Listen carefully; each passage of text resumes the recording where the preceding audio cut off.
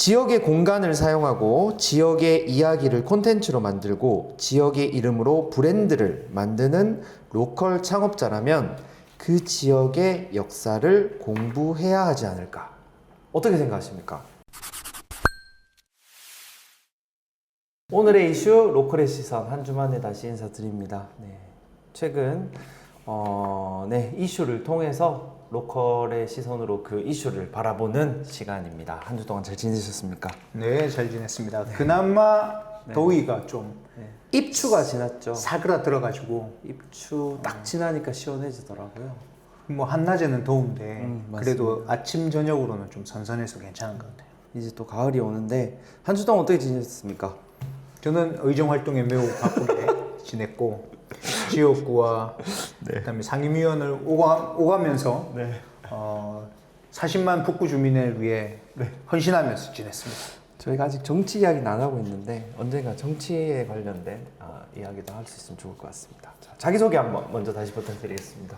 안녕하십니까. 40만 북구 주민을 위해 열심히 피땀 흘려 의정 활동을 하고 있는 북구의원 신창섭입니다. 안녕하십니까. 저는 한국관광공사 청년관광도래 대구 경북을 담당하고 있는 관광도래 PD 김인교라고 합니다.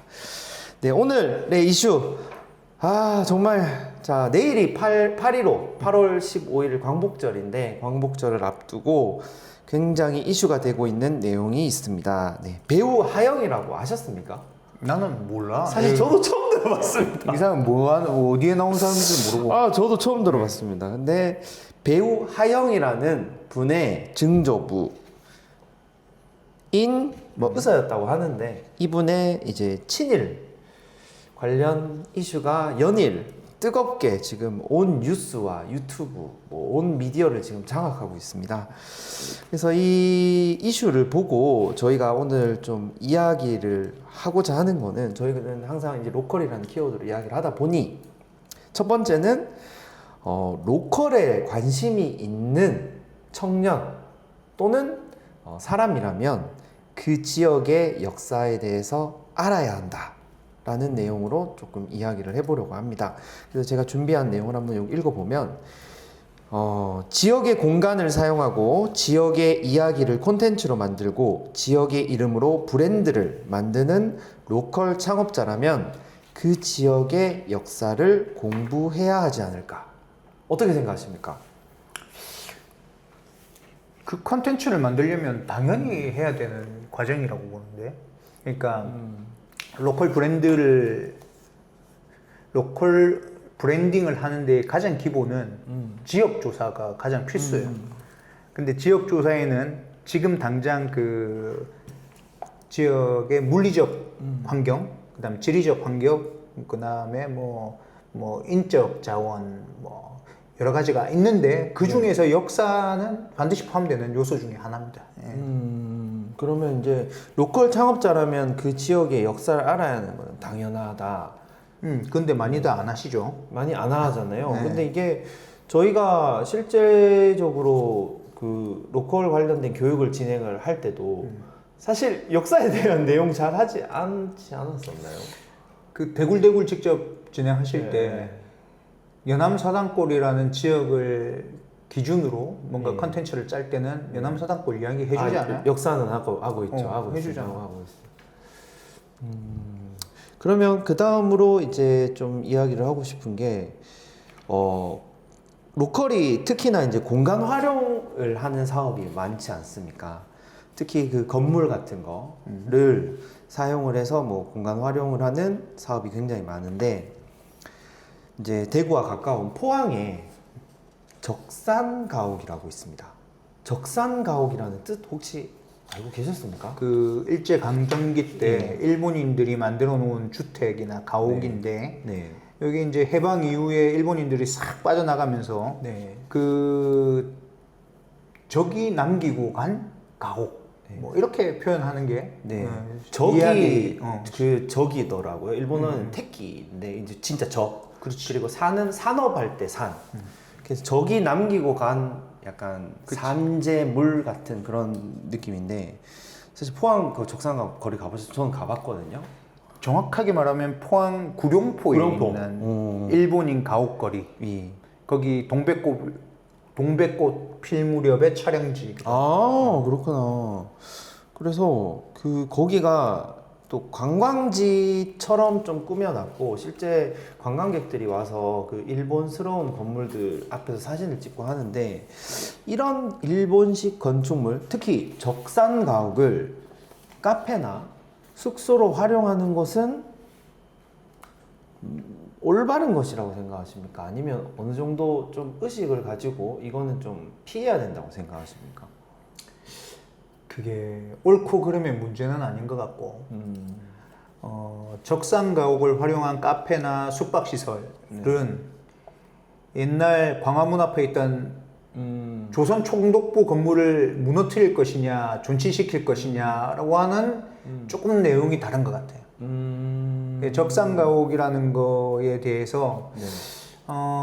그냥 비즈니스 컨텐츠로서 한국에서는 조금 보기 힘든 일본스러운 그 공간 연출을 위한 도구로서 활용하는 거하고 비즈니스의 도구로서 활용하는 거하고 조선 총독부 건물을 뼈아픈 역사를 우리가 확인할 수 있게 남겨놔야 된다. 아니면 아예 완전히 그 뿌리부터 없애야 하기 때문에 철거를 해야 된다. 이 논쟁하고는 다른 것 같아요.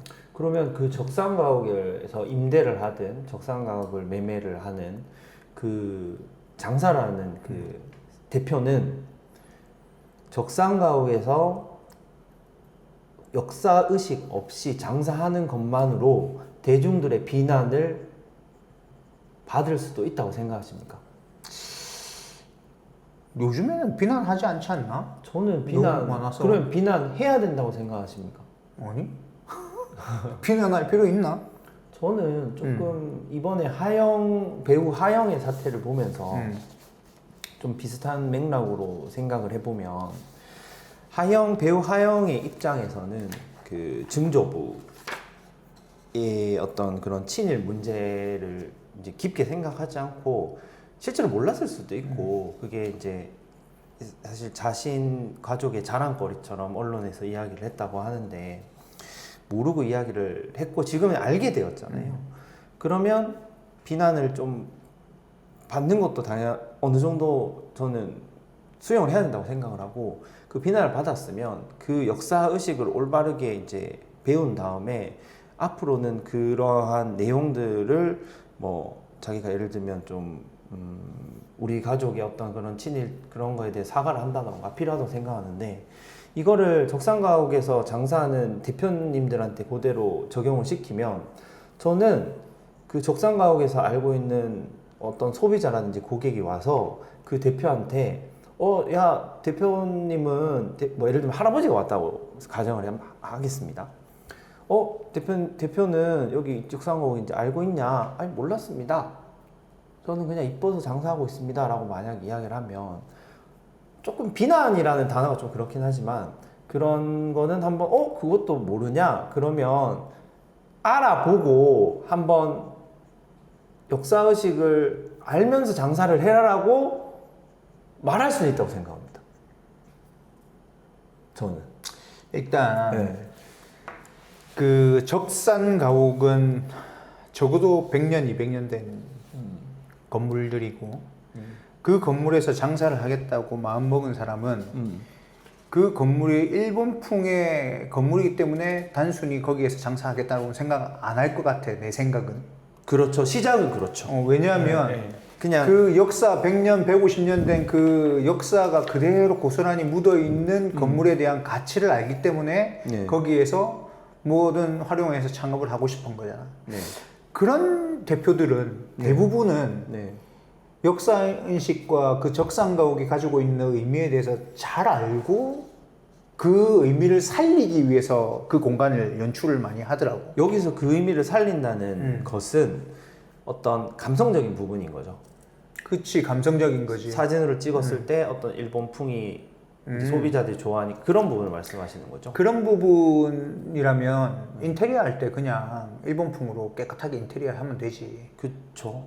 그 옛날 그 다 쓰러져 가고 인테리어 하려고 천정을 뜯어냈더니 목조 구조물이 거의 다 썩어가고 이런 거를 굳이 임대하거나 리모델링을 하진 않겠지. 네, 네. 그게 더 중요하다면. 그런데 그런 150년 된 석가래나 목조 골격을 그대로 노출시켜가지고 뭔가 하는 것은 네.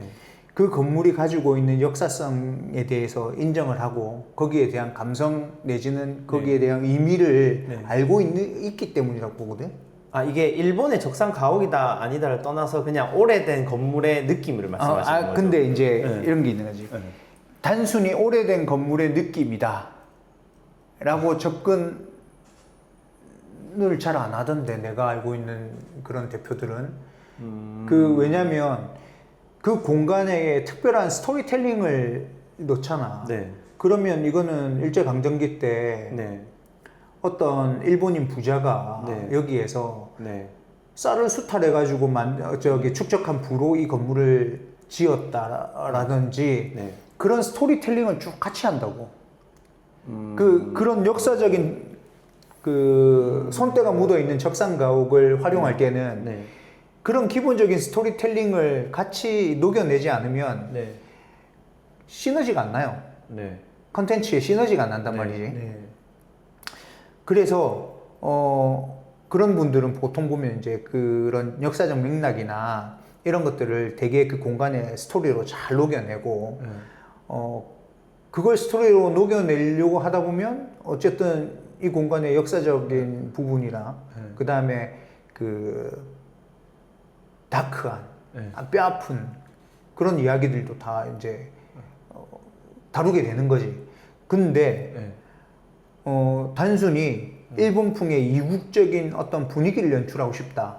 그러면 나 같으면 그 손 많이 봐야 되고 뜯었는데 어디서 뭐가 셀지도 모르는데 네. 그런 공간을 찾을 바에는 차라리 이런 깔끔한 공간에 그냥 일본풍의 인테리어만 딱 넣는 게 훨씬 낫지, 효율적이지. 그러면 단순히 이쁘다고 생각을 해서 장사하는 그런 대표님들은 그런 역사적인 사실을 알아야 되는 거죠. 강요는 할 수 없지만. 그러니까 이런 거야. 네. 그 안목이라는 게 있잖아. 네. 그 150년 된 적상가옥에 내가 리모델링을 해가지고 공사를 했을 때 그냥 새 건물에다가 일본풍으로 하는 것보다 네. 3-4배의 돈이 네. 들 건데 네. 그 3-4배의 돈을 들여서라도 그걸 손을 대는 이유는 네. 그 건물이 가지고 있는 역사성 내지는 고유성 내지는 뭔가 스토리를 네. 본인이 알고 있기 때문이야. 저는 이런 경우 굉장히 드물다고 생각하는데요. 그래? 네. 제가 이야기하고 싶은 부분은 그걸 모르고 장사하는 대표님들을 가정을 했을 때 또 있겠지. 마치 배우 있겠지. 하영과 같이 그런 역사적인 의식을 제대로 인지하지 못한 채 단순히 감성이라는 키워드로 장사를 하고 있는 대표님들이 이 적상가옥에 대해 공부를 하고 역사 의식을 가져야 되냐 아니면 상관없냐라는 내용을 그것까지 강요할 수는 없다 본다. 아, 그래요? 강요할 수는 없고 네. 비난은 할 수 있겠지. 뭐 이 공간에 대해서 혹시 알고 있냐 했을 때 네. 그냥 예쁘신데요? 그러면 뒤돌아서 가지고 뭐 그쵸, 그쵸. 이렇게 욕은 할 수 있어. 네. 근데 그 대표들한테 이 건물에서 창업을 하시려면 적어도 이런 것까지는 하셔야 된다라고 우리가 강요는 할 수 없는 거지. 네, 근데 저는 비난과 강요가 거의 비슷한 맥락이라고 생각하는데, 그러니까 저는 비난을 할 수 있다고 생각을 하거든요. 비난은 할 수 있어. 비난을 좀 할 수 있다고 생각하고, 일정 부분은 좀 강요를 해야 된다고 생각하고, 여기서 말하는 강요라는 거는 강제적인 거잖아요. 그러면 반대로 이거를 이제 대표가 되기 이전에 청년들에게도 교육을 하고 강요를 해야 되지 않을까. 그게 이제 교육을 하는 것과 강요를 하는 거는 좀 다른 것 같고, 다른 것 같고. 예를 들면 지금 대구의 북성로가 네. 북성로가 있기까지의 그 시작점이 됐던 가게가 하나가 있는데 그게 어디냐면 하면 삼덕상회라는 데가 있어. 네. 삼덕상회가 적상가옥이야. 그래요? 적상가옥이었고 네. 그 일본식 건물을 해방되고 6.25 터지고 근대화가 되면서 시멘트나 이런 걸로 이제 덧방을 하거든. 이제 덧방을 막 해. 네. 덧방을 하다가 그 권상구 이사님이라고 네. 그 북성로 프로젝트를 하실 때 굉장히 중요한 역할을 하시는 분이 계신데 네. 이분이 그 삼덕상해가 적산가옥이라는 것을 알고 네. 삼덕상해 사장님이 그 가게를 내놓으셨나 뭐 할 때 오. 거기를 이제 그 공적 자금을 투입해가지고 복원을 했어요. 네. 복원을 해가지고 위에 2층은 다다미방, 1층은 뭐 그냥 이렇게 홀로 만들어서 삼덕상해 이름 그대로 써가지고 이제 대구에서는 거의 최초로 적산가옥을 카페로 오. 만든 거거든. 그게 한 10몇 년 전 일이다. 그 삼덕상해를 그렇게 카페로 만드는데 그 과정 속에서 네. 북성로라는 곳이 뭐 때문에 북성로가 되었고, 그 다음에 북성로, 그게 북쪽에 있는 성인 거지. 북쪽에 있는 성에 성벽을 허물어뜨려가지고 그걸 전부 다 버린 데가 자갈마당이고, 그 자갈마당 옆에 있는 그 일본인 가옥 중에 한 군데가 삼덕상해고, 네. 뭐 이러면서 네. 그 삼덕상해 하나를 리모델링 하기 위해서 네. 북성로를 비롯한 대구의 일제강점기와 근대화의 그 많은 방대한 자료들을 전부 연구하시는 거야. 네. 그런 것들이 되게 모델이 잘 돼가지고 네. 군산이 됐던 뭐 목포가 인천이 됐던 됐든, 인천이 목포가, 됐던 이런 곳에서 접근을 이제 그런 방식으로 접근을 하는 거지. 그래서 나는 내가 본 그런 적산가옥을 활용한 리모델링 사업에서는 네. 이 권상구 이사님의 그런 그 과정들, 그런 프로세서들을 대입시켜 가지고 하는 경우를 나는 많이 봤고, 단지 그 건물이 예뻐서 그냥 임대하거나 구매를 해가지고 그냥 하는 사람들은 사실 네가 우려하는 것처럼 뭐 역사적 문제의식이나 이런 거 없이 하는 사람들도 있지. 있죠. 엄청 많을 것 같아요. 있는데 이런 류의 시작은 철저한 그 역사 의식에서부터 시작됐던 거야. 그래서 그 과정에 대한 게 생략되고 결과물만 놓고 이 결과물만 따라가는 사람들이 있지. 있죠. 100이면 100 전부 다 그렇게 숭고한 의식을 가지고 하지는 않겠지. 근데 저는 그렇게 생각합니다. 저희가 이제 로컬이라는 주제로 뭐 비즈니스 모델이라든지 그런 거를 이야기를 할 때 지난 시간에 이야기했던 것처럼 본질이라는 키워드가 있었잖아요. 그래서 뭐 최소한 그 적산가옥 또는 일본풍의 디저트, 일본풍의 인테리어를 한다고 하면 그 본질에 대한 명분과 이유가 있어야 된다고 생각을 해요. 적산가옥에서의 예를 들어서 적산가옥에서 어떤 장사를 한다고 치면 이 적산가옥에 대한 배경에 대한 역사를 설명을 하고 거기서 판매를 하는 제품과 스토리텔링도 일정 부분은 링크가 되어 있어야지 좋은 로컬 브랜딩이라고 할 수 있다고 생각이 되어지거든요. 나는 그런 과정을 거치지 않고 그걸 스토리텔링으로 녹아내지 않는 대표는 멍청한 대표라고 보거든. 그쵸. 왜냐면 그것도 하나의 컨텐츠. 맞습니다. 그 이야기가 너무 하고 싶은 게 적산가옥이라는 게 어떻게 보면 좀 부정적인 키워드이지만 이거를 잘 스토리텔링을 해서 버무리면 정말 좋은 로컬 브랜딩이 될 수도 있는 거죠. 그래서 단순히 그냥 이쁘다 해가지고 그 로컬 브랜드를 만들면 안 된다는 거죠. 근데 이제 내가 아까 듣기로는 네. 뭔가 이런 적산가옥이나 일본풍의 어떤 감성을 가진 공간을 연출을 하고 네. 컨텐츠를 만들 때는 뭔가 강제적으로 역사 교육을 시켜야 되고 의무적으로 그렇죠. 역사 교육을 시켜야 된다 뭐 이런 느낌으로 나는 받아들였는데 네네. 거기에 대해서 강제할 수는 없다라고 생각이 들고 네.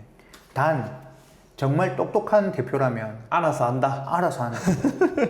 정말 똑똑한 대표라는. 그 저는 이제 저희가 청년이라는 어떤 대상으로 이러한 로컬 관련된 사업을 진행하다 보니 최소한 청년들은 모르는 비율이 더 많을 거란 말이죠. 그러면 준비 안 된 대표지. 그 그쵸. 청년은. 근데 그 준비 안 된 청년들을 저희와 같이 이런 관련 종사자들이 알려야 하는 의무도 있다라는 걸 좀 이야기하고 싶습니다. 의무라고 할까요? 네. 그래서 뭐 뭔가 지역의 선배들이 네. 너 요 로컬 브랜드를 창업을 할 때 네. 특히 이 공간이나 이 컨텐츠를 다룰 때는 역사적인 어떤 그렇죠, 이런 그렇죠. 것도 그거죠. 알고 해라 알고 라고 해라. 해서 그걸 그렇네요. 그걸 적용하면 더 좋겠네요 라는 친구는 굳이 그렇게 말 안 해도 하는 친구들이고 그쵸, 그쵸. 뭐 꼰대 같은 소리 하고 있냐 이래 되면 그 사람은 창업해도 망할 확률이 굉장히 높은 거죠. 아니다. 요즘 보면 또 감각적으로 그렇게 또 해도 잘하는 잘하는 애들이 너무 많습니다. 잘하는 애들 많더라.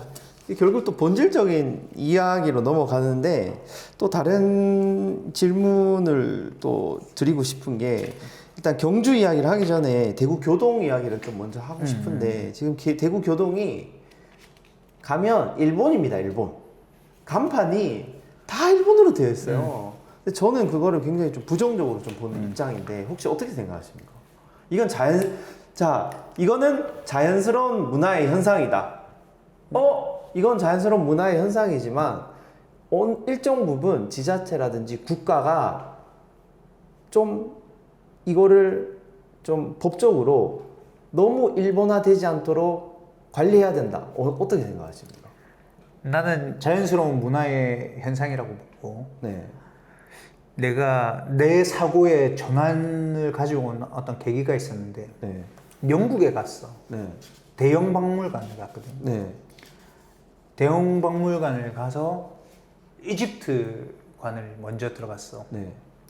교과서에 보던 이집트. 네. 네. 우와 보다가 그리스 문명 전시장으로 넘어갔단 말이야. 네. 근데 이집트 문명하고 그 그리스 문명의 차이는 있지만 유사성이 있어. 비슷해요. 비슷해. 가서 직접 보니까. 그리고 메소포타미아 문명 전시관을 갔단 말이야.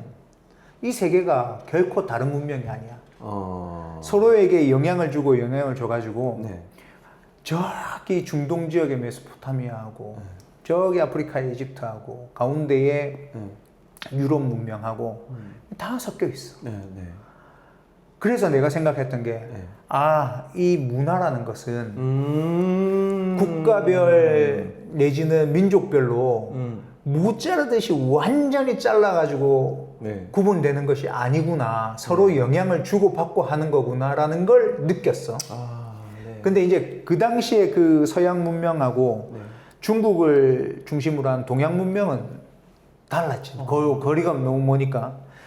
여하튼 가까이 있는 국가들끼리는 그게 영향을 주고받을 수밖에 없는 거야. 그러면서 내가 생각이 김치 논쟁 뭐 이런 거 있잖아. 그 다음에 뭐 짜장면 뭐부터 시작해가지고 누가 원조다. 뭐 이런 논쟁이 되게 많았는데 내가 볼 땐 문화에서 원조를 따지는 건 인류 역사의 그 긴 흔적들 속에서 지금 이 시점에 이 100년, 200년 사이에 원조 논란은 무의미한 게 아닌가라는 생각이 그 대형 박물관에서 딱 들었단 말이야. 그래서 그때는 문명이 그 국가와 국가끼리의 이동이 굉장히 어려웠잖아. 거리도 멀고.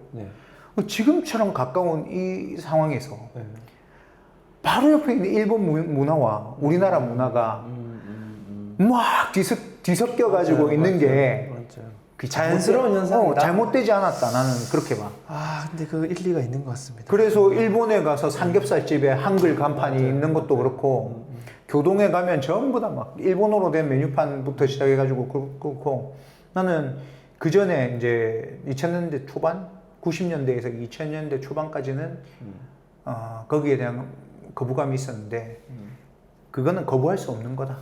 그렇죠. 아, 생각해보니까 그렇네요. 그 국가가 사실 일본어가 공영방송에서 나오는 것도 법적 금지를 했었고, 사실 일본 노래가 거리에서 나오는 것도 사실 금지를 했었는데 시대의 흐름을 생각을 해보면 이제 자연스럽게 이게 뒤섞이면서 케이팝 문화도 이제 해외로 나가는 것처럼. 나는 이제 80년대 부산에 살았거든. 그러면 그때는 일본은 완전 죽일 놈이었어. 맞습니다, 맞습니다. 완전 죽일 놈이었다고. 그 일본하고 축구하면 축구에서 지면 완전 막 개박살 난다고 우리나라 선수들이. 그렇죠. 근데 그런 와중에서도 부산은 일본에서 그렇죠. 뭐 그렇죠. 하나씩 맞습니다, 하나씩 맞습니다. 넘어와. 네. 노래방도 넘어오고 다마고치도 넘어오고 맞습니다. 그건 뭐 거스를 수 없어. 자연스러운 현상이다. 현상이다. 대구 교동이 그렇게 일본어 간판화가 되고 일본 거리가 되는 거는 자연스러운 현상으로 받아들여야 돼요. 그래서 나는 이제 한 300년 뒤에 미래의 그 우리 한반도에 사는 사람들이 과거 자료를 보면 네. 우리나라와 일본이 같은 나라가 아닌가. 근데 그라고 생각하실 수도 있겠다 싶더라. 그 미래를 그리는 영화에 보면 가끔씩 그런 거 나오거든요. 그 간판 같은 게 이제 막 일본어랑 영어랑 막 섞여가지고 이제 문화가 계속 다 융합이 되는 그래. 거죠. 근데 이제 대구교동 그럼 그렇다 치고 경주 가보시면 황리단길 가보시면 아시겠지만 여기가 일본인가라고 착각이 들 정도로 또 인테리어를 한 카페와 식당이 있는데 그런 곳은 좀 요거는 확실하지. 좀 경주시에서 그거 좀 못하게 해야 되는 거 아닙니까? 건물은 한옥 건물인데 네. 거기에 간판은 일본어로 되어 있다거나 이런 거는 문제가 있다. 그러니까 황리단길도 보면 새로 이제 한옥으로 만든 새 건물들이 있고 기존에 있던 한옥 건물 리모델링한 거 말고 2층으로 해가지고 카페 만들고 식당 만들려고 한옥으로 신축한 한옥 건물들이 있고 그 다음에 황리단길 뒤에 가면 황남시장이 있어요. 그때 우리 같이 술 먹었잖아. 네네네네. 이자카야가 있잖아요. 거기 가면. 황남시장 건물은 그냥 그 오래된 옛날 그 재래시장 건물이잖아. 그런 데서 뭐 이자카야 같은 거 하고 이러는 거야. 뭐 그럴 수 있다 쳐. 네. 근데 옆에 저기 천마총 옆쪽에 바로 옆에 담벼락 옆에다가 한옥에 일본어 간판 뭐 하고 저기 일본어 뭐 메뉴하고 이러는 거는 좀 아니지. 그거는 그래서 그 전통문화 보호구역 같은 걸 뭐 이렇게 선정을 해가지고 지정을 해서 이곳에서만큼은 뭔가 그 경주만의 고유한 전통을 좀 하게 한다라든가. 내가 경주시장이면 황리단길에 그 아까 이야기했던 신축 한옥이 올라가잖아. 다 그 신축 한옥은 조선시대 한옥이거든. 그 신라시대의 건축 한옥하고 조선시대의 한옥하고는 이게 기와부터 시작해가지고 약간의 차이가 있어. 그 다음에 저기 부여 공주에 있는 백제의 한옥하고 신라의 한옥하고도 달라요. 조금 달라. 가서 그냥 보면 모르는데 두 개를 탁 놓고 보면 조금 달라. 그래서 내가 경주시장이라면 황리단길에서 한옥을 건축을 할 때에는 최대한 신라시대풍으로 만들어라 라는 뭔가 규제라 하면 좀 그렇고 권고 내지는 장려를 해서 진짜 천년고도 경주만의 그 도시 디자인이 돼야 된다고 보거든. 그쵸. 그게 이제 경주만의 그 지역 브랜드고 그 브랜드를 가지고 도시를 디자인하는 거라고. 그게 필요하지만도 또 자연스러운 대구의 교동 사례처럼 자연스러운 문화의 흐름으로 또 받아들여야 되는 것도 일정 부분 필요할 것 같긴 해요. 아니 어차피 지을 한옥이잖아. 그러니까 황리단길이 대능원하고 그 옆쪽으로 해서 한옥을 지은 이유는 뭐냐? 대능원과 저 첨성대와 있는 그 곳이 다른 건물보다는 한옥이 잘 어울리니까 한옥으로 짓는 거잖아. 근데 건물은 그렇다 치고 여기서 장사하는 또 대표들의 입장에서 보면 아니 내가 여기서 뭐 오니기리를 팔든 뭐 김밥을 팔든 아니면 뭐 짜장면을 팔든 자유인데 혹시 그 메뉴라든가 그런 것들은 자유일까요? 아니면 어느 정도 좀 관리를 해야 된다고 생각하십니까? 나는 문화재보와 네. 경주의 그 아이덴티티를 위해서라도 대능원과 첨성대 주변 구역을 지정을 해가지고 그 구역 몇백 미터 내지는 뭐 1km 반경 몇 킬로미터 안에는 네. 너무 외색이 짙거나 적어도 간판만이라도 간판만이라도 일본어로 하지 않고 한글로 다 하거나 인사동이 그렇잖아. 인사동이 한글 간판. 전부 한글 간판이잖아. 영어 간판 안 쓰잖아. 경주도 왜 그걸 안 하지? 저렇게 될 줄 몰랐지 뭐. 황리단길이 저렇게 성공할 줄 알았나. 저도 좀 그런 것들이 좀 필요하다고 생각을 합니다. 특히 경주는. 경주 뭐 저기 어디고 전주 뭐 이런 데는 지정해가지고 딱 그 뭐라 해야 될까 제재가 있어야 돼. 그 저기 뭐냐 천마총이 바로 옆에 있는 담벼락 하나 놓고 여기 가면 한옥에 일본어 돈까츠 팔고. 맞습니다. 맞습니다. 그건 나도 정말 이상하더라. 맥주집이야 뭐 그렇다 치고.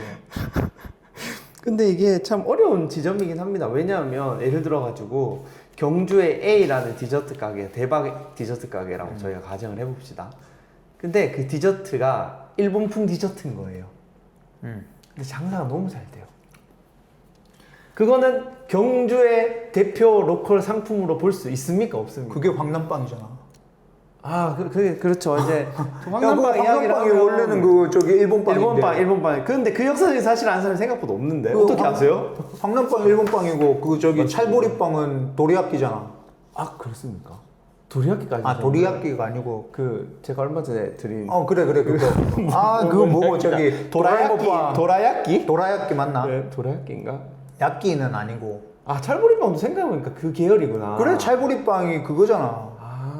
그러면 이렇게 이야기를 할 수 있겠네요. 예를 들면 저도 황남빵이 잠깐 도리야끼는 그거지. 도리야끼는 이거 아니 그 저기 닭꼬치가 도리야끼 아이가? 그거는 토리야끼. 그거는 야키토리. 야키토리. 그거는 야키토리. 야키토리구나.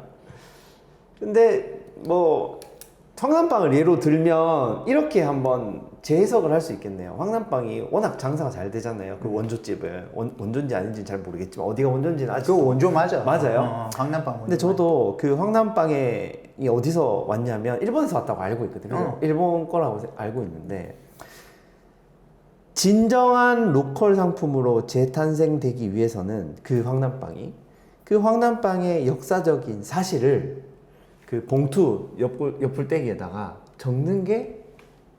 적음으로써 정말 로컬 그게 되지 않을까. 황남빵은 숨기지 않아. 숨기지 않아요? 그러니까 황남빵 창업주가 적혀 있어요 거기 역사적 사실이. 황남빵 창업주가 일본인 제과점에서 일을 했단 말이야. 거기서 일을 했어요.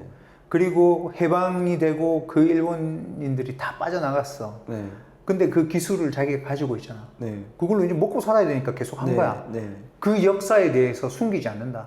그 일본인 제과점에서 일을 했고 일대 창업주가 그 다음에 이제 그거 가지고 황남빵 만들어서 했고 그 창업주의 직계 자손이 있고 이 창업주가 키운 제자들이 있단 말이야. 그 제자들은 나가서 경주빵을 팔고 있고 직계 자손들은 황남빵을 그대로 하고 있는 거고. 상표 등록했거든.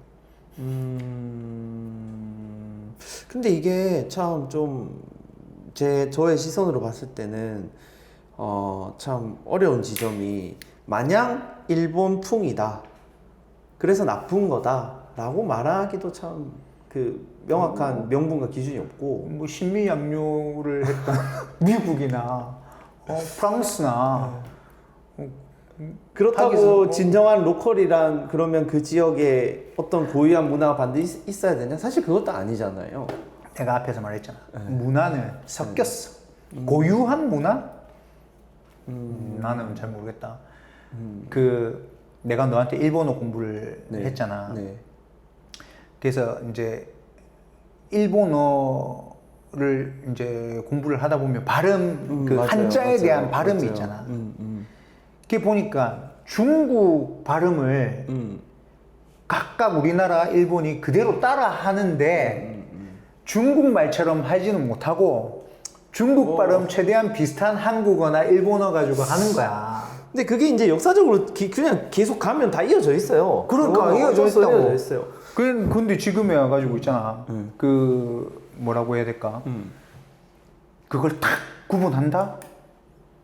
이거는 내가 봤을 때 민족주의가 완전히 우리한테 뿌리 내려져 가지고 사고의 틀, 가치관의 틀이 민족 중심으로 흘러가기 이후부터 나는 이런 사고가 있었다고 보고 사실 그전에는 그렇게까지 안 했을걸? 과거에는 그 과거가 언젠지 모르겠지만 그럼 이걸 바꿔 말하면 황기장길에서도 일본 디저트 하는 건 크게 문제가 안 되네요. 근데 네. 지금 이제 우리가 살고 있는 이 공동체의 전반적인 네. 어떤 그 가치관이 있잖아. 네. 그러니까 내가 앞서 말해서 문화라는 큰 맥락에서 네. 그다음에 인류 역사의 그 큰 긴 흐름 속에서 네. 지금의 그런 논쟁들은 네. 무의미하다라고 생각을 들지만 네. 그건 내 생각인 거고 대한민국 국민 정서에 맞지 않다. 맞지 않은 거지. 그래서 예를 들면 북한과 우리나라가 불과 분단된 지 100년 채 안 됐는데 북한을 무조건적으로 수용하자. 이게 지금 우리나라의 정세 맞냐? 그 지금 시대에 우리 정서와 공동체가 가지고 있는 합의된 어떤 그 가치관들이라는 게 있기 때문에. 근데 이게 어떻게 보면 굉장히 좀 혼란스러운 게 예를 들어서 지금 청년들한테 교육을 해요. 로컬 관련해 가지고. 그러면 이렇게 이야기하는 거랑 마찬가지인 거예요. 자, 여러분, 우리 그 로컬을 접근할 때는 지역의 고유성, 역사를 잘 이해를 해야 됩니다. 그리고 이거를 잘 녹인 브랜드, 본질적인 걸 해야지 좋은 로컬 브랜드가 나올 수 있습니다. 그런데 문화의 흐름에 맞춰가지고 요즘 일본 유행하니까 일본으로 로컬을 만드는 것도 로컬 브랜드가 될 수 있습니다.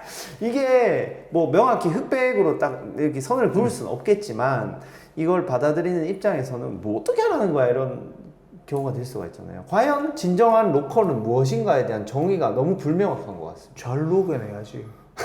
이거를 짬뽕을 해가지고 잘 녹여야 되는. 잘 녹여내야지. 그게 더 세련되지 않겠냐? 잘 녹여내는 게. 뭐 예를 들면 그런 건가요? 뭐 그 지금 북송로에 있는 공구빵처럼 역사적인 공구빵이라는 키워드는 가지고 있지만 그거를 해석한 거는 그 뭐죠? 그 빵 이름이 몰라, 마들렌? 마들렌. 마들렌으로 해석을 했다. 식자재도 비슷하고 뭐 예를 들어 가지고 찹쌀떡이다. 찹쌀 모찌. 일본어로 모찌. 찹쌀떡이라는 걸 가지고 뭔가 했는데 일본에 가서 비슷한 게 있어. 있어. 어쩔 수 없지. 인류가 지금 살아온 게 얼마고 찹쌀로 만든 상품이 몇 개인데. 그러나 그게 일본에서 가지고 온 디저트 느낌이라 하더라도 해석과 뭔가 브랜드 자체는 뭔가 지역성을 더 강조해야 되겠지. 이해는 갑니다. 그러니까 로컬스럽다. 로컬 상품이라고 하는 거는 사실 과거의 역사적 사실과 최근의 트렌드를 잘 융합하는 게 가장 좋은 거다라는 정리를 할 수가 있겠네요. 그렇지. 그 우리나라 고유의 역사와 전통만 가지고 하면 만들 수 있는 거 한과 저 약과 뭐 여기에서 더 벗어나는 디저트가 있겠냐? 갑자기 또 그게 떠오르네요. 그 MB 그 춤추는 강국강공사 뮤직비디오. 몰라. 범 내려온다. 범 내려온다. 범 내려온다도 어떻게 보면 완전 역사 그 아주 예전 고유의 어떤 역사적인 사실이 아니고 어떤 댄스, 춤 그런 그러니까 신문화와 결합이 된 거잖아요. 음악 자체는 국악인데. 그다음에 그 사람들이 이제 착용하는 복장도 전통 복장인데 좀 춤 자체는 그냥 힙합의 브레이크 댄스인 거잖아. 해석과 융합의 문제네요. 그거에 대한 센스가 굉장히 중요하겠네요. 그 다음에 그걸 왁싱이든 아니든 겉으로는 그런 맥락, 그 전통적인 맥락, 그 다음에 그 지역성의 맥락을 강조를 해야 되겠지. 그게 진짜 내가 이 지역이 가지고 있는 로컬의 그 문화를 사랑해서 이 컨텐츠가 나온 건지 아니면 그것은 포장일 뿐 사실은 다른 게 더 중요했는지 그거는 몰라. 그거는 모른단 말이지. 의도는 모르잖아. 네. 그러나 적어도 거짓말이라 하더라도 로컬 브랜드를 한다는 사람들이면 지역성에 대한 강조가 있어야지. 그래서 여기도 저희가 준비를 해왔지만 로컬 창업자가 역사가가 돼야 되는 건 아니지만 역사를 알고 그 사업의 브랜딩을 재해석할 수 있는 지역을 재해석할 수 있는 능력이 굉장히 중요하다. 아니, 당연하지. 그게 그 브랜드의 고유성인데 차별성이고. 네. 그래서 뭐 로컬 리터러시라고도 뭐 이런 건 내용도 가지고 왔는데 저희가 오늘 이야기하고자 하는 맥락은 결국 그렇게 되겠네요. 로컬 창업자는 어떤 지역에 대한 역사를 일정 부분 알고 그걸 해석하는 능력, 그리고 새로운 문화와 융합하는 능력이 굉장히 중요하다. 이렇게 좀 해석을 할 수가 있겠네요.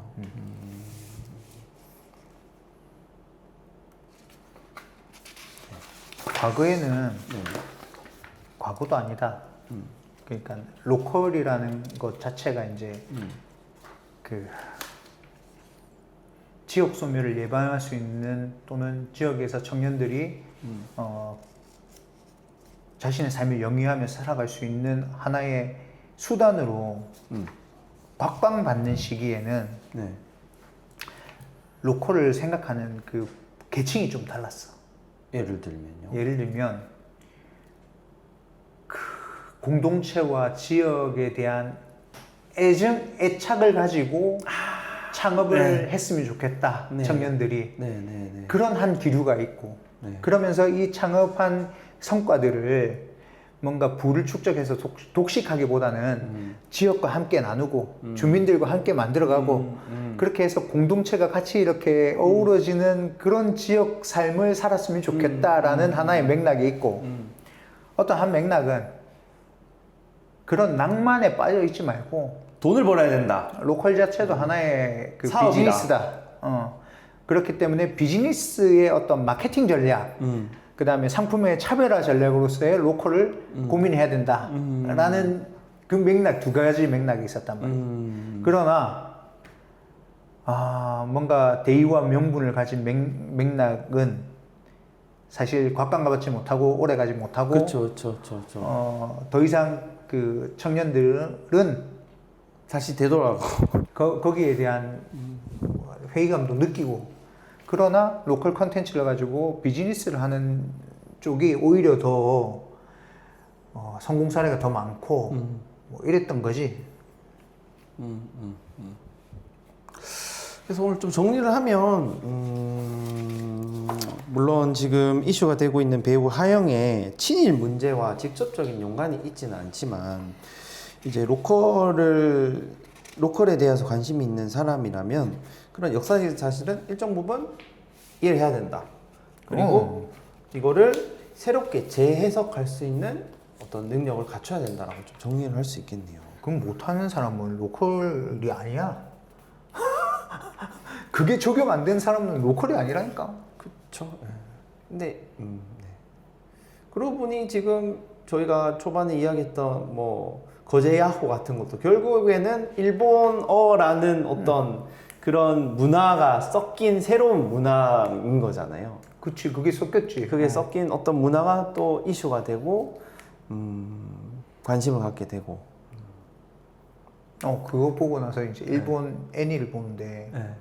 야호 하면서 인사하는 애들이 있더라고. 애니에. 그래, 저 갸르구나. 그렇게 한번 정리를 해 보도록 하겠습니다. 마지막으로 배우 하영은 어떻게 될까요? 너무 이슈가 너무 인지도 완전 올렸잖아. 내가 알 정도로. 아니 이거 좀 다른 말인데 정치인은 네. 자기 죽은 거 부고가 네. 빼고는 네. 욕을 먹더라도 네. 입에 오르내려야 된다라고 이야기를 하거든. 그러니까 그건 거죠. 그 무관심보다 악플이 좋다. 무관심보다 악플이 좋다. 그렇지. 뭐 하영도 이제 뭐 대중의 인지도와 인기를 인지도는 아니잖아. 인지도와 인기는 인지도지. 인지도. 관심? 인지도인 거지 그게. 인기는 아니고. 네. 인지도를 높이는 데는 이번 사태가 굉장히 긍정적인. 앞으로 자신의 배우 활동에는 어떻게 작용할지는 모르겠지만 네. 이름 하나는 제대로 알렸다. 알겠습니다. 오늘은 이렇게 좀 정리를 해보고 다음 주에 제가 이야기를 하고 싶은 내용을 미리 좀 예고를 하고 싶은데 일본 애니메이션 담배가 지금 나오는 애니메이션이 대표적인 두 개가 있다고 알려주셨었잖아요. 그거에 대해서 좀 이야기를 하고 싶습니다. 스포 뒤에서 담배 피는 두 사람하고 야니네코 담배 피는 고양이. 애니메이션에서 담배의 역할이 어떻게 작용을 했고 왜 그런 애니메이션이 지금 조금 이슈가 되고 있나? 좀 자료를 찾아보겠습니다. 대중은 모를 거 이거 보는 사람들은 알까? 아니요, 근데 일본 사회 현상과 좀 맞물려 가지고 저는 링크 되는 게 있다고 생각을 하거든요. 야니네코는 그래, 맞아. 네, 그런 어떤 히키코모리라든지 아니면 담배를 피면 이제 사회에서 좀 비난을 받는 어떤 그런 대상으로. 근데 있잖아, 보면 댓글에 그게 있어. 저건 담배가 아닐 수도 있다. 왜냐면 걔들 하는 짓이 워낙 엽기적이라 가지고. 그래서 그 이야기에 대해서 조금 좀 주제를 던져보고 싶습니다. 네, 이렇게 마무리를 하도록 하겠습니다. 네, 수고하셨습니다. 네.